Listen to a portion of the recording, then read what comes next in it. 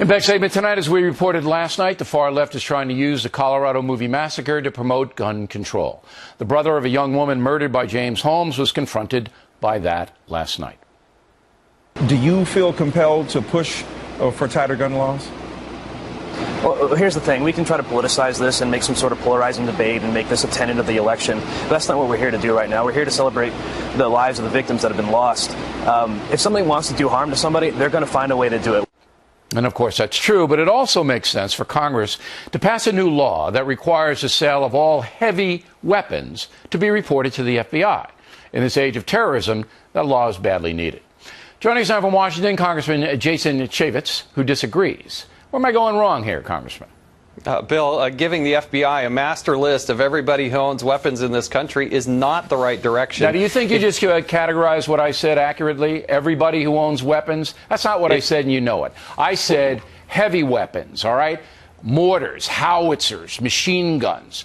In this age of terrorism, if you do a flight school, the FBI is alerted. But you can buy a machine gun, and the FBI doesn't know. And you think that's responsible? Well, first of all, I don't think that's absolutely not true. If you buy a fully automatic weapon, you have to go get a tax certificate from the Bureau of Alcohol, Tobacco, and Firearms in order to do that. You have to pass a fingerprint background check.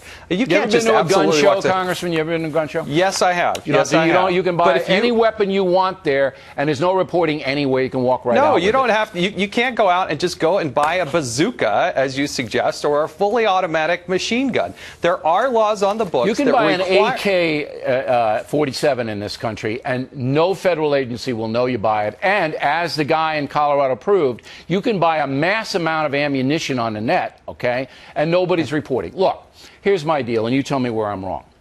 If you sell heavy weaponry, all right, semi-automatics, automatics, ammunition, all you do is you file with the FBI, and that way the FBI can cross-reference, all right? Say the FBI has you on a terror watch list, and then it comes in that you're buying an AK. Well, the FBI is going to put you under surveillance. Say this guy was bought 60,000 rounds in Colorado, which he did, and the FBI in Denver got wind of that. They would have been watching him.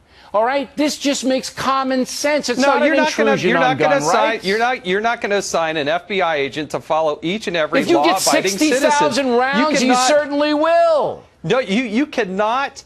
You cannot say that the laws on the books are not tough and stringent on semi-automatic and automatic weapons. 60,000 rounds and no federal agency knew about it. Are you kidding me? You are not going to have an FBI agent who's suddenly trailing everybody in this country who buys whatever your definition is, a large number of pieces of ammunition. Let me break this to you. If the FBI is alerted that somebody's buying 60,000 heavy-duty rounds, they're going to check it out because that's what anti-terrorism is.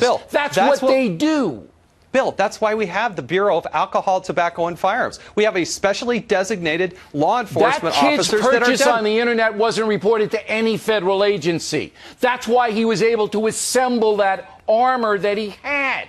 And you're telling me you object to this? This doesn't intrude on any hunter, anybody with a handgun to protect himself, anybody with a rifle. This is an AK. Come on. This is the Second Amendment. You have a lawful and reasonable right to be able to go out and purchase weapons and ammunition. I'm not saying you can't purchase. Report the purchase in case it's a terrorist. But Bill, you're ignoring the current law on the books. You're coming up with this wild definition of what is so-called heavy armament. Wild definition? An AK-47? Yes, you are. That's not heavy armor?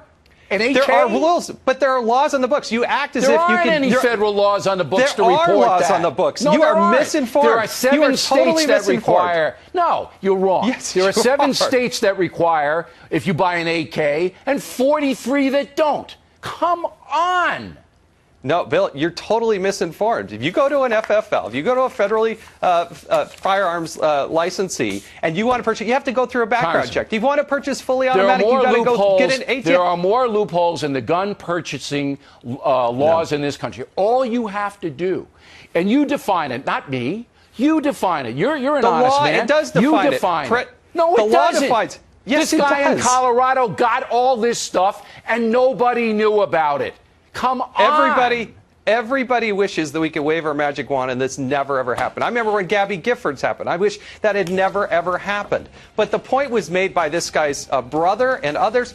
We're not trying to politicize it. The laws are in the book. President Obama's taking that position. Mitt Romney's taking that position. I've taken that position. I wouldn't even ban AKs. I wouldn't even go back to the Brady law that they had. But I would report, and there's nothing wrong with that. The reporting's already there, Bill. You're misinformed. All right. If the reporting were there, the FBI would have known about this guy in Denver, and they didn't. And it wouldn't have solved this problem in this instance. You're making two parallel arguments there. But it's a lively debate, and we